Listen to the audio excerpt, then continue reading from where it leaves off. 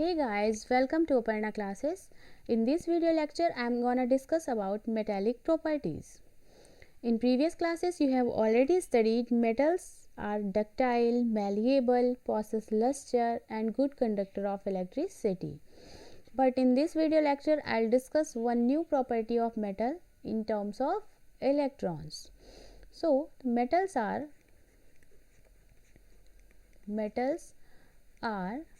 those elements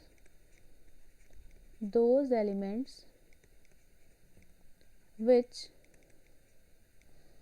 can lose electrons easily,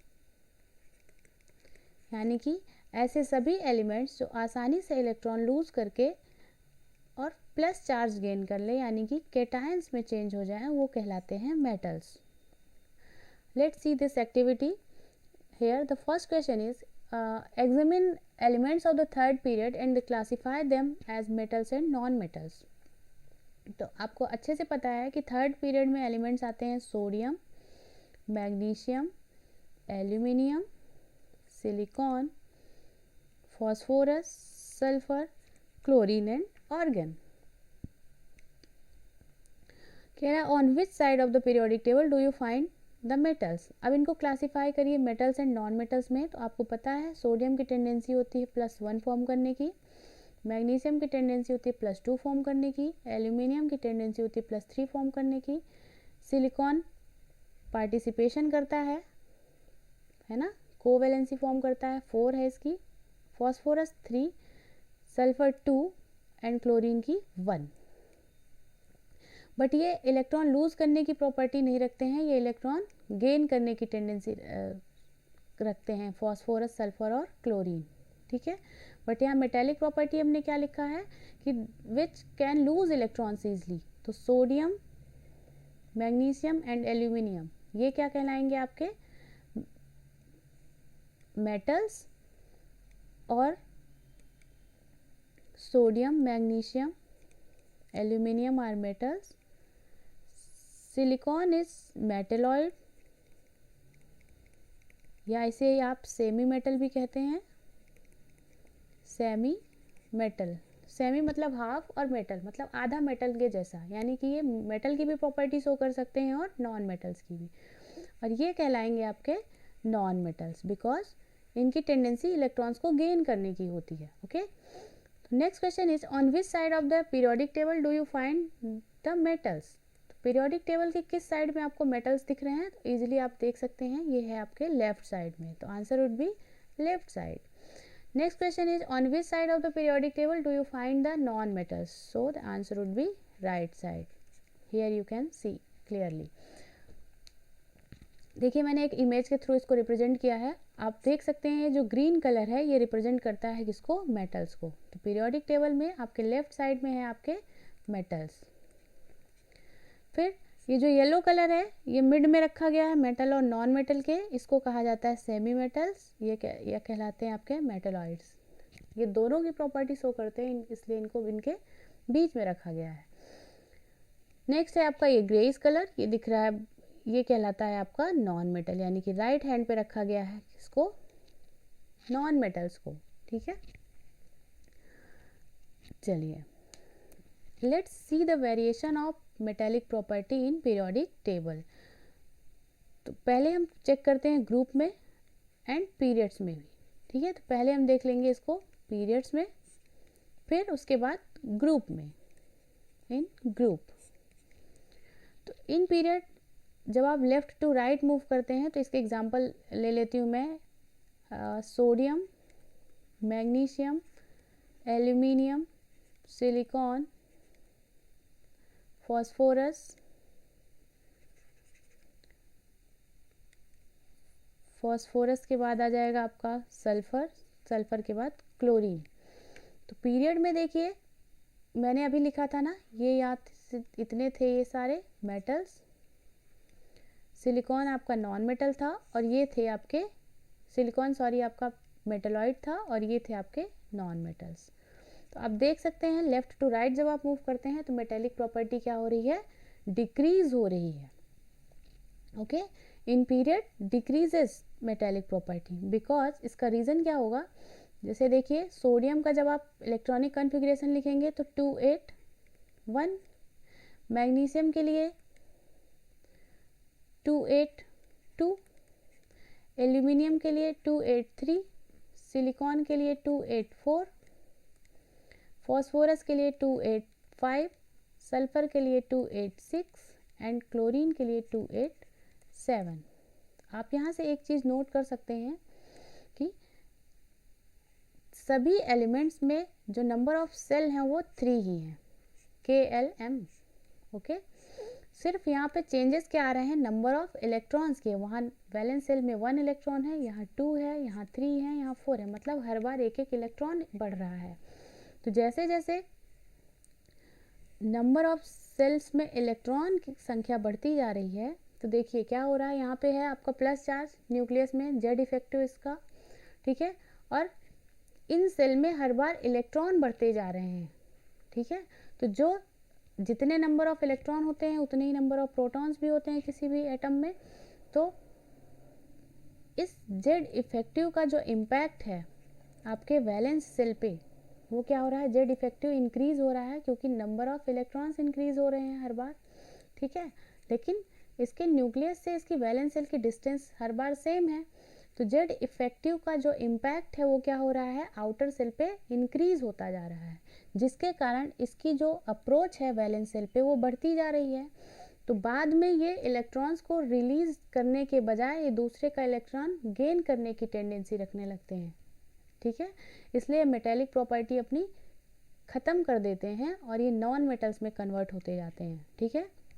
तो in period Z effective increase हो रहा है, इसलिए जो मेटेलिक प्रॉपर्टी होती है वो क्या होती है, metallic property decreases. Okay, property decreases. Let's check it group. तो ग्रुप में आपको पता है, ग्रुप का एग्जांपल ले लेती हूँ मैं, लिथियम, सोडियम, पोटेशियम, चलिए 3 काफ़ी होंगे, रुबिडियम, सीजियम भी आप ले सकते हैं। तो देखिए यहाँ लिथियम के पास इसका कॉन्फ़िगरेशन करेंगे तो 2 1, सोडियम का 2 8 1 और पोटेशियम का हो जाएगा 2 8 8 1। तो यहाँ से अगर इसका आप सेल ड्रॉ करेंगे तो इसके पास 2 सेल्स हैं, लिथियम के पास 2 सेल हैं, सोडियम के पास 3 सेल दिख रही हैं आपको, 1 2 एंड 3। और जब आप पोटेशियम को ड्रॉ करेंगे तो पोटेशियम के पास आपको दिख रहा है 4 सेल है। तो as we go down to the group number of cells are increasing. तो जब नंबर ऑफ सेल्स बढ़ रही हैं तो सेंटर से इसकी डिस्टेंस भी बढ़ती जा रही है, ठीक है। तो जब सेंटर से इसकी डिस्टेंस वैलेंस सेल पे बढ़ती जा रही है तो जो जेड इफेक्टिव है, जेड इफेक्टिव उसका इम्पैक्ट वैलेंस सेल पे घटता जा रहा है ना, क्योंकि यहाँ से डिस्टेंस बढ़ती जा रही है और ज़्यादा डिस्टेंस पे जेड इफेक्टिव का इफेक्ट कम होता जा रहा है। तो जेड इफेक्टिव कम होता जा रहा है तो जो इसकी मेटेलिक प्रॉपर्टी है वो क्या हो रही है, इंक्रीज होती जा रही है। मेटेलिक प्रॉपर्टी इंक्रीजेस, क्यों, जेड इफेक्टिव कम होता जा रहा है तो वैलेंस सेल पे इसकी अप्रोच कम होती जा रही है, तो ये आसानी से इलेक्ट्रॉन्स को लूज कर सकते हैं। सो ये था मेटेलिक प्रॉपर्टी का variation in group and period. इस डायग्राम में आप देख सकते हैं। इन शॉर्ट यहाँ पर देखिए लिखा हुआ है इंक्रीजिंग मेटेलिक कैरेक्टर। जब आप इधर से राइट से लेफ्ट की ओर आ रहे हैं तो मेटेलिक कैरेक्टर इंक्रीज हो रहा है, तो जब लेफ्ट से राइट की ओर इधर जाएंगे आप तो ये क्या होगा, डिक्रीज होगा, ठीक है। और डाउन टू द ग्रुप जब आप मूव कर रहे हैं तो मेटेलिक कैरेक्टर क्या हो रहा है, इंक्रीज हो रहा है। ओके, नेक्स्ट है आपका इलेक्ट्रोपॉजिटिव कैरेक्टर। इलेक्ट्रोपॉजिटिव कैरेक्टर में जो आपने ट्रेंड पढ़ा है मेटेलिक कैरेक्टर के लिए, same trend follows the electropositive character. Electropositive character क्या है, इलेक्ट्रॉन्स को लूज करके पॉजिटिव बनाना, ठीक है। तो सेम विद द जैसा कि आपने अभी पढ़ा मेटेलिक कैरेक्टर में, वही ट्रेंड फॉलो करेगा ये भी। तो क्वेश्चन कह रहा है how do you think the tendency to lose electrons changes in group. तो जब आप ग्रुप में मूव किए थे सोडियम मैग्नीशियम, अच्छा ये ग्रुप की बात है। नेक्स्ट में कह रहा है how will the tendency change in period. तो मैं पहले पीरियड को डिस्कस कर लेती हूँ क्योंकि मैंने यहाँ एग्जांपल लिख दिया पीरियड का। Sodium magnesium aluminium silicon, silicon के बाद आपका फॉस्फोरस, फॉस्फोरस के बाद आपका आ जाएगा सल्फर, क्लोरीन। तो यहाँ से ये सब थे इलेक्ट्रॉन लूज करने वाले, M+ फॉर्म कर रहे थे, M+, M+2, M3+ भी ये फॉर्म करते हैं एल्यूमिनियम का, यानी कि ये केटायंस बना रहे थे, ठीक है। और सिलिकॉन क्या था, यहाँ मैं लिख देती हूँ अलग से, सोडियम +1 बना रहा था, मैग्नीशियम +2 फॉर्म कर रहा था, एल्यूमिनियम +3। ये क्या था, कोवैलेंसी करते हैं। ये थे इलेक्ट्रॉन को गेन करने वाले, ये 3 इलेक्ट्रॉन इसके पास है वैलेंस शेल में, इनके पास ये 2 इलेक्ट्रॉन गेन कर सकते हैं। फॉस्फोरस को 3 चाहिए, क्लोरीन के पास 1 की कमी है, ओके। तो पीरियड में क्या हो रहा है, इलेक्ट्रोपॉजिटिव कैरेक्टर डिक्रीज हो रहा है, डिक्रीजेस, बिकॉज ये इलेक्ट्रॉन गेन करने की टेंडेंसी रखते हैं। इनको 3 इलेक्ट्रॉन चाहिए, सल्फर को 2 चाहिए और क्लोरीन को 1 चाहिए, यानी कि ये क्या है, इलेक्ट्रॉन गेनर है। और ये क्या है, इलेक्ट्रॉन डोनर है, डोनर, ठीक है। नेक्स्ट पूछा है how do you think the tendency to lose electrons changes in a group. Group में क्या हो रहा है, डाउन टू द ग्रुप जब आप मूव कर रहे थे तो देख रहे थे आप लिथियम सोडियम पोटेशियम, ये क्या हो रहे थे, डाउन टू द ग्रुप में इंक्रीज होती है टेंडेंसी, इंक्रीजेस, बिकॉज सेंटर से आउटर सेल की डिस्टेंस बढ़ रही है, तो जेड इफेक्टिव का इम्पैक्ट कम हो रहा है। जो रीज़न मैंने अभी पहले एक्सप्लेन किया था सेम रीज़न इसमें भी फॉलो होगा। तो in group electropositive character increases, in period decreases, okay. Here is the summary of metallic character. आप देख सकते हैं अगर आपसे क्वेश्चन पूछ ले कि मोस्ट मेटालिक कैरेक्टर कौन ऐसा एलिमेंट पास करता है, तो उसका आंसर होगा सीजियम। क्यों, क्योंकि सबसे बड़ा साइज किसका है, सीजियम का, okay. Here you can see अगर मेटालिक कैरेक्टर पूछ ले कि पीरियड में क्या हो रहा है, तो डिक्रीज हो रहा है, ग्रुप में क्या हो रहा है, इंक्रीज हो रहा है, ठीक है। लीस्ट मेटालिक एलिमेंट पूछ ले तो आप क्या कह सकते हैं, हीलियम। अगर इनर्ट गैस को इंक्लूड ना करे तब आंसर हो जाएगा आपका ये फ्लोरीन, ओके। चलिए नेक्स्ट मूव करते हैं नॉन मेटालिक प्रॉपर्टी पे। नॉन मेटालिक प्रॉपर्टी क्या है, opposite of the metallic property. आपने जो भी प्रॉपर्टीज पढ़ी है मेटालिक के लिए सब उसी के अपोजिट होंगे नॉन मेटालिक। तो नॉन मेटालिक प्रॉपर्टीज, पहली बात तो क्या हो जाएगा, दे आर इलेक्ट्रॉन गेनर, ये आसानी से इलेक्ट्रॉन लेना चाहते हैं, अपना इलेक्ट्रॉन रिलीज करना नहीं चाहते हैं, because they are electron deficient, electron deficient, कमी होती है इनके पास इलेक्ट्रॉन्स की। क्वेश्चन है यहाँ how the tendency to gain electrons changes as you go from left to right across a period. जब आप लेफ्ट से राइट मूव करते हैं, यानी फिर से मैं एग्जांपल ले लूँ, sodium magnesium aluminium silicon phosphorus sulphur chlorine, ठीक है। तो इनके पास टेंडेंसी क्या होती है अक्रॉस द पीरियड, इनकी टेंडेंसी होती है इलेक्ट्रॉन को गेन करने की। फॉस्फोरस के पास 3 इलेक्ट्रॉन की कमी है, सल्फर के पास 2 इलेक्ट्रॉन की कमी है, क्लोरीन के पास 1। तो ये चाहते हैं आसानी से इलेक्ट्रॉन ले करके और नेगेटिव आयन में कन्वर्ट हो जाएं। तो इसका आंसर क्या होगा, गेन इलेक्ट्रॉन जब आप अक्रॉस द पीरियड चलते हैं तो इंक्रीज होती है, इलेक्ट्रॉन गेन करने की टेंडेंसी इंक्रीज होती है। क्यों, क्योंकि मैंने अभी बताया था ना कि इनके न्यूक्लियस से वैलेंस सेल पर जेड इफेक्टिव का इम्पैक्ट बढ़ता जाता है, तो प्लस चार्ज का इम्पैक्ट ज़्यादा रहता है। तो अगर सराउंडिंग में कोई एटम है तो इसके इलेक्ट्रॉन को ये आसानी से अपनी तरफ खींच लेते हैं, ठीक है। इसीलिए हाईली इलेक्ट्रोनेगेटिव माने जाते हैं। अगर आपसे पूछ लिया जाए कि पूरी पीरियोडिक टेबल में सबसे ज़्यादा इलेक्ट्रोनेगेटिव एलिमेंट कौन है, तो उसका आंसर होगा fluorine, okay. Next question is how the tendency to gain electrons changes as you go down to a group. जब आप down to the group move करेंगे, ये तो हो गई बात across a period, in period, ठीक है। पीरियड में क्या होगा, ये टेंडेंसी बढ़ती जाएगी in period, non metallic property non metallic property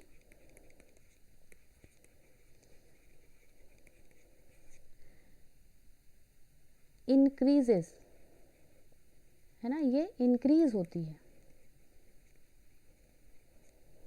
but in group क्या होता है, ग्रुप में ये इलेक्ट्रॉन रिलीज करने की टेंडेंसी रख सकते हैं, क्योंकि इनके आउटर सेल से जो न्यूक्लियस है उसकी डिस्टेंस बढ़ती जाती है, तो उतना ज़्यादा इम्पैक्ट जेड इफेक्टिव का नहीं होता, तो जेड इफेक्टिव घटता जाता है। तो नॉन मेटेलिक प्रॉपर्टी क्या होगी,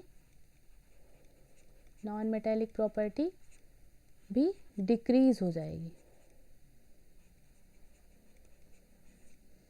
ठीक है, जेड इफेक्टिव का इम्पैक्ट क्या होगा, कम हो जाएगा। कम होने के कारण क्या होगा कि ये दूसरे के इलेक्ट्रॉन को उतना इजीली अट्रैक्ट नहीं कर पाएंगे। नॉन मेटेलिक प्रॉपर्टी इधर पीरियड में इंक्रीज होती है because here Z effective is high. Okay, I hope आपको मेटेलिक और नॉन मेटेलिक प्रॉपर्टी अच्छे से क्लियर हो गया होगा। अब चलिए इनकी मेटेलिक और नॉन मेटेलिक प्रॉपर्टी के अकॉर्डिंग इनके ऑक्साइड्स को भी हम बता सकते हैं कि कौन से ऑक्साइड्स एसिडिक होंगे या फिर बेसिक होंगे।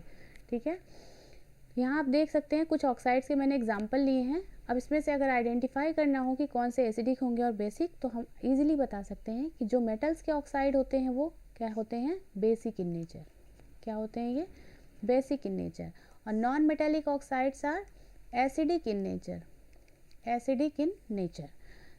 बिकॉज जो देखिए कैल्शियम, जिंक, बेरियम, ये सभी क्या है, मेटल्स हैं।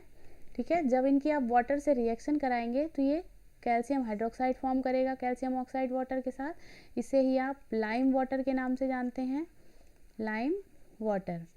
जिंक ऑक्साइड जब वाटर से रिएक्ट करेगा तो जिंक हाइड्रोक्साइड बनाएगा। बेरियम ऑक्साइड जब वाटर के साथ रिएक्ट करेगा तो बेरियम हाइड्रोक्साइड बनाएगा।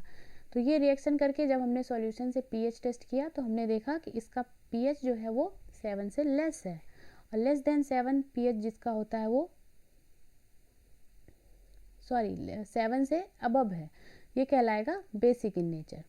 सेम नॉन मेटेलिक ऑक्साइड्स जैसे कार्बन डाइऑक्साइड है, SO2 है, NO2 है, इनकी रिएक्शन अगर वाटर के साथ हम करवाते हैं तो एसिड्स फॉर्म होते हैं। कार्बन वाटर के साथ करेगा रिएक्ट तो carbonic acid, sulphur dioxide react करेगा तो सल्फ्यूरस एसिड, और नाइट्रिक ऑक्साइड रिएक्ट करेगा तो नाइट्रिक अम्ल। ठीक है, तो ये इनका जो पीएच है वो 7 से लेस देन है, इसलिए क्या है, एसिडिक इन नेचर। तो non metallic oxide in short acidic in nature, और मेटल ऑक्साइड्स जो होते हैं वो बेसिक इन नेचर होते हैं। आपने इस रिएक्शन को एसिड रेन में भी पढ़ा होगा। ठीक है, जो मार्बल कैंसर का क्वेश्चन आता है वो यहाँ से भी क्लियर हो सकता है। तो आई होप आपको मेटेलिक नॉन मेटेलिक प्रॉपर्टीज़, उनके ऑक्साइड्स, उनकी पोजीशन अच्छे से लोकेट करना समझ में आ गया होगा। If you like the video, don't forget to hit the like button. Keep watching, thank you.